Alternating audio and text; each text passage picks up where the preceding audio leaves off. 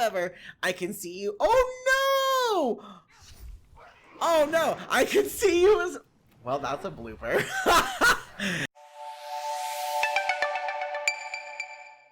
Hey everybody, Cell Heals here with a 9.0 introduction to Resto Shaman.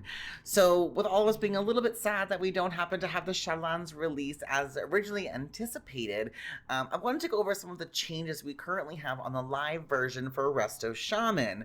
As you guys know, I was a holy priest for 13 years who's recently come into loving my gorgeous little Resto Shaman here. She's living her best life, but there have been some changes made to Resto Shaman that I think are really important for you to kind of review and go over, just so you know if you're looking to dabble in Resto Shaman life. So starting out, when you go into your talents, make sure you're on Resto. Hello. Looking at our first row, where we have Torrent, Undilution, and Unleashed Life. So as of right now, a really common pick for running Mythic Plus is actually running Unleashed Life, which is still pretty strong. It buffs your heals every 15 seconds.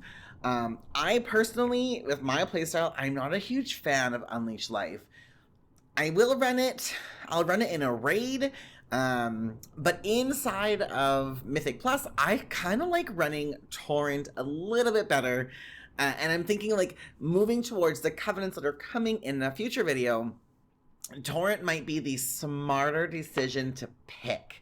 For that information you'll see there, but there is a covenant ability where if you pick one of the covenants, your Riptide is going to be a really strong heal for Resto Shamans in 5-man content, in raiding content.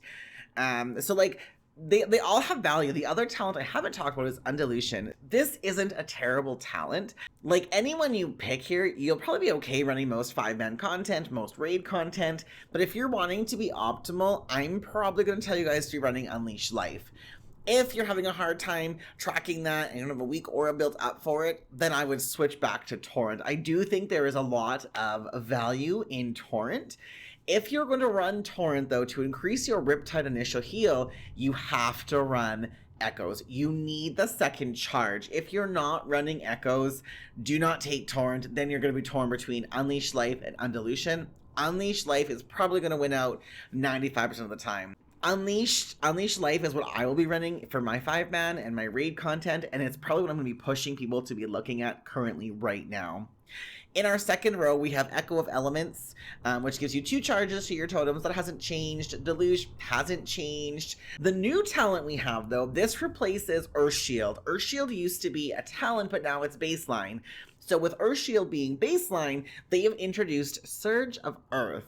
So Surge of Earth is our new talent. It consumes up to 3 charges of your Earth Shield to heal up to 3 allies near your Earth Shield target. So if you're like real far away and your melee are getting smacked, you can use this ability to move those charges to the melee around your tank. I personally feel that Surge of Earth needs a buff. I don't see any situation where you're going to want to run that. Resto Shamans do really well when you're stacked together regardless. Surge of Earth, in my opinion, will not be relevant in a raid at all. I think you're going to go Echo of Elements unless you're completely stacked. If you're completely stacked, Deluge might be a better option for you if you're in that healing rain the entire time. So like that might be like your toss-out talent. But I think for 5-man and raiding, you're going to kind of get stuck in Echo of the Elements, which isn't bad. It's a passive. It gives 2 charges to Riptide, Healing Stream Totem, and Lava Burst, which is good because you should be doing damage as well in your downtime to help down that boss or down that encounter. In our tier 30 talent row, Spirit Wolf looks so good, and I hope that people really pay attention to that, especially in progression. In a raid atmosphere, I think if you're not running Spirit Wolf, you're probably doing it wrong. In a 5-man, I think you're going to be playing between Spirit Wolf and Static Charge. If you want to be a little bit more selfish and worry about yourself, if you're not worried about all the CC you need to be throwing out as a shaman, I think Spirit Wolf is going to be a very strong talent to be looked at. Earth Grab Totem, again, it's going to be very situational. It hasn't changed. You're going to root some casters and pray that nobody hits them. So I feel like if you're trying to slow something, that might be a raid talent for you, but it's not going to be a talent you're going to use in 5-man at all, probably. Maybe in a raid, but I think you'll get more benefit out of Static Charge or Spirit Wolf. So I'm personally seeing Spirit Wolf will likely be the go-to choice. Dropping down to tier 35 row, so we still have Ancestral Vigor, which is great, you know. I personally really like this talent. However, it's not as...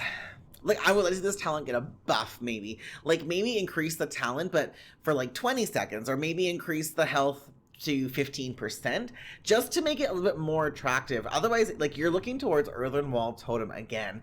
Being able to redirect the damage to a totem, that damage mitigation is so important for so many healers right now, for 5-man content and for raiding. Like, this is a really good spell on a minute CD that you should be using regularly for that incoming damage. It's just a nice little bit extra of oomph. So, like, it's a good talent. The other talent we have is still the Ancestral Protection Totem, which can summon. I would have liked to have seen them remove this. And I think you're going to be looking between Earthen Wall and Ancestral Vigor. So one of these two, I'll likely go with Earthen Wall. I like that I can take the damage to a totem. The extra health is great, but if this still kills you for a million damage is still going to kill you whether you've got 20k or 25k or whatever the math is. In our row 40, we have Nature's Guardian. This is a nice fail-safe. And I see the want for this and the need, especially on any fight that seems to be going a long time or is really healing intense. This gives you a bit of a buffer, and I quite like this ability. The other options you have are Graceful Spirit, which reduces the cooldown of Spirit Walker's Grace, which we love to see, and the other ability is Windrush Totem. Now, Windrush Totem is a super valuable and underrated tool, and I think if you're a shaman, this is why you get brought to a lot of raid encounters. Being able to stack your Windrush Totems to give increased movement speed to everybody in that 10-yard radius is a big deal. Like, if you look at like Ny'alotha was a big fight where you needed those totems, you wanted that speed to move from point A to point B. This is a really good raid talent. Is there a use for it in 5-man? Probably not. My personal favorite in this row of talents is actually Graceful Spirit. I like being able to move and cast. So I'm 100% in favor of Spirit or Graceful Spirit. In row 45, now, 45 things start getting interesting for a shaman. So we still have Flash Flood. This is still a really good talent. It increases your healing passively. You should be watching your buffs you get on the top right of your screen, wherever your buffs show on your UI. The other ability we have is Downpour. So, like, it sounds like it could be really good. However, I don't think it is. I don't think it really... Like, unless you're really spread out, maybe, I feel like Flash Flood is a nicer ability than Downpour. The other option we have is Cloudburst Totem. So to make this really easy, Cloudburst Totem is going to be your best friend in raiding. It is going to be your best friend. It's also probably going to be a very viable talent to pick in your 5-man content. Flash Flood is going to compete. I don't think Downpour has a point. Personally, I think it's just there. I think you'll be rotating between Flash Flood and Cloudburst Totem. Cloudburst Totem, rather, is still a really good talent. It's still really effective. It's still really strong. It works really well with the flow of Resto Shaman for added healing to your group when you need it. And I'm going to suggest everybody, when you're going out, Cloudburst Totem will be on this row. If you're new to Shaman and maybe you're having a hard time because there's so many buttons involved with Shaman now, you could take a look at Flash Flood, but I think if you want to be the best you can be in min-max, you're going to want to take Cloudburst Totem. In our final row, we have High Tide, which has been nerfed, and I don't think everyone realizes that High Tide has been a slight nerf to it compared to what we were before. The nerf is that the chain heal only heals for 10%, which can still be effectively, it can still work for you in your advantages. The other option you have is Wellspring. Again, it's kind of like Downpour. I feel like Wellspring and Downpour need a rework or need to be just gutted and new talents come in. I think that it needs a really big buff to be beneficial. Maybe the buff is going to be reducing the mana and increasing the healing, but right now I think it kind of gets watered down. I meant that pun. The last ability we have is Ascendance. Now, I personally am leaning towards Ascendance being the best talent. Again, it's a really strong cooldown. You're going to use it paired with everything you've got. You're going to use it in your Mythic Plus. You're going to use it in your raid. Shamans are like the cooldown batteries. They have so much at their disposal. I love the fact that Ascendance can still show up on the bars. Ascendance paired with your legendaries in a video to come is going to just be a stronger talent to take. So in summary, if you're a Resto Shaman and you want to heal for your PvE 5-man content, you're going to want to take Unleash Life. You're going to want to keep your Echo of the Elements. I'm going to tell you to keep Spirit Wolf. Maybe Static Charge is a close second. I'm going to tell you to take Earthen Wall Totem. Maybe Ancestral Vigor if you're feeling saucy. Nature's Guardian, that can work. Graceful Spirit can work. Windrush Totem, only in a raid. Otherwise, I'm going to tell you, Graceful Spirit is just better.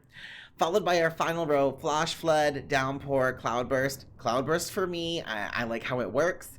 And then in your row 50, I'm going to tell you to keep Ascendance. I think that's a really important talent and something that needs to be really looked at and really looked at hard. I think if you're running these talents, you're going to do very well in any content you run from 5-man to raiding. It's going to get your feet wet. You're going to learn what you're running. You're going to learn what your strengths and your weaknesses are. One thing worth mentioning, if you don't like Unleash Life, there's nothing wrong with picking the other two in the row 15. If you take the Unleash Life, but you're not using it off cooldown, you're having a hard time tracking it, it is a waste of a talent, and if your uptime's not high enough, you're actually going to do less healing than if you were running Torrent or Undilution, if you're paying more attention in that regard. So don't be afraid to like play with your talents and your strengths and your weaknesses. Don't think you have to get stuck into one cookie cutter rotation. So this 15, pick what you want. For me, and what I'm going to say for min-maxing, Unleash Life is going to be very strong. But I think row 15 you can kind of play with a little bit. And I also think with row 45, if you don't like the Cloudburst Totem and you don't want to deal with it, then don't. You can take Flash Flood, but you're going to have to watch your buffs very closely. But I do think Cloudburst is going to give you more healing output than if you're just running plain Flash Flood. And in row 50, I don't think High Tide, I think the nerf to High Tide is a bigger deal than people are giving it credit for. And with legendaries coming out, there is a legendary that works with Ascendance. So I think Ascendance is going to be a very hard talent choice to beat. All right, you guys, thank you so much for hanging out with me and for watching this guide. I hope you guys, I've answered the questions for you. If any other questions, feel free to follow me on Twitch at twitch.tv/sellheals, where I stream 5 days a week, and I would love to hear comments and questions. Be safe, be smart, wash your hands, and don't forget, wash your damn assholes. Bye for now.